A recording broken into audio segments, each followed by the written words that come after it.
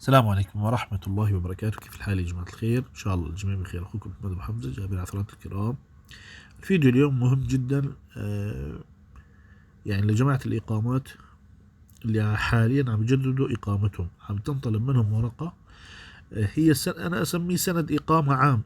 يعني بدهم ورقة بجميع العناوين اللي أنت سكنت فيها في تركيا قديما وحديثا، بدهم إياه في ورقة واحدة. هي الورقة يسمونها التنقلات، تاريخ التنقلات بين البيوت اللي سكنتها. أنا أسميه سند إقامة عام. طبعا اللي ذكرني فيه أحد الأخوة، الله يجزيه الخير ووجه له تحية. بهي الورقة بحثت عنها، يعني وجدتها عن طريق أحد الأخوة كمان، الله يجزيه الخير، وحبيت أفيدكم بهذا الفيديو بطريقة استخراجها. طبعا هي الورقة هي شكلها يا جماعة الخير، هذا شكلها يبين لك انت وين كم عنوان سكنت بتركيا، من استلمت الهوية، ايمت انتقلت من هذا العنوان لهذا العنوان. تمام. واسمها، هذا اسمها، هذا هو اسمها يا جماعة الخير، بما انت اخونا محمد الله يجزيه الخير. هيا Darhicli yerleşme yer داغير أدريس بلجسي سورغولما. معناها باللغة العربية أيضا هي الاستعلام عن وثائق الإقامة التاريخية والعنوان الآخر. يعني الشيء اللي انتقلت، الأماكن اللي ثبتت فيها نفوس وبركت فيها البيت نفسه. كم بيت أنت ثبتت نفوس فيه تطلع بهي الورقة.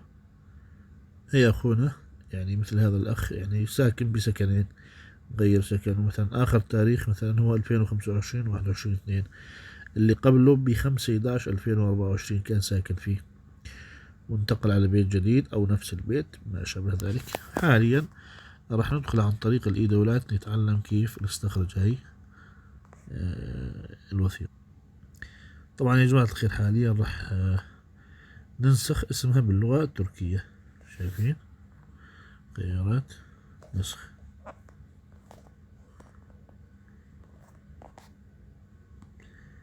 طبعا التليفون بيد الولد ومنزلين به ألعاب كثيرة، الله المستعان. بالإي دولات تكتب إي دولات، هاي هي ثاني خيار. إي دولات كبيسيل الخيار الأول يا جماعة الخير. حاليا نعطيه قريش شاب، يعني ندخل 99 تبعنا. شفرت الإي دولات بالخيار الثاني. نكمل معكم. أنصح الجميع الدخول عن طريق متصفح الكروم. طبعا حاليا دخلنا 99 تبعنا. شفرت الإي دولات والرمز الحرفي اللي تحت هذا يتغير حسب كل مرة. نعطيه قريش شاب. بالبحث يا جماعة الخير نحط الكلمة اللي نسخناها قبل شوي. هاي هي الكلمة. تمام. الخيار الأول، اختار الخيار الأول. إذا بدك تعرف شو الترجمة حاليا ترجم. اللي بده يقرأ المهم نعم قرأت. هين أشر على الخيار الصغير نعطيه يكمل. بعدين تطلع كل بياناتنا. طلعت كل بياناتنا يا جماعة الخير، الاسم، الكونيات، 99، أي بلد أنت، ما بعرف إيش كذا. من هذا الخيار نعطيه مثلا شخصي، أو إذا بدك تحط اسم الدائرة اللي طالبة منك هاي الورقة. طبعا إذا بدك تسمي اسم المؤسسة مثلا طلب المؤسسة، ما يقولش دراسي. بدك طلب شخصي تختار طلب شخصي. احنا راح نختار طلب شخصي. طبعا هين كاتب لي لا يمكن إنتاج أكثر من مستند في نفس اليوم، يعني هو يحق لك تستخرج مرة واحدة كل يوم. عفوا. طبعا أنا استخرجت، راح أفرجيكم وكتبت الخطوة. هنا يا جماعة الخير بعد ما اختارينا خيار شخصي، تمام، الخيار الثالث طلع لنا على شكل ملف بي دي اف. شايفين اللي بالأزرق هاي، نضغط عليها طلع لنا شكل ملف بي دي اف.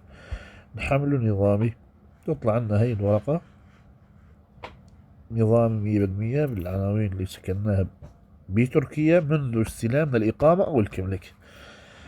تمام. طبعا حتى المجنسين تستخرجونه بنفس الطريقة.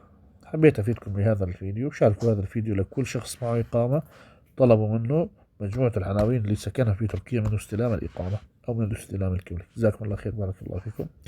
أخوكم محمد أبو حمزة جابر عثرات الكرام.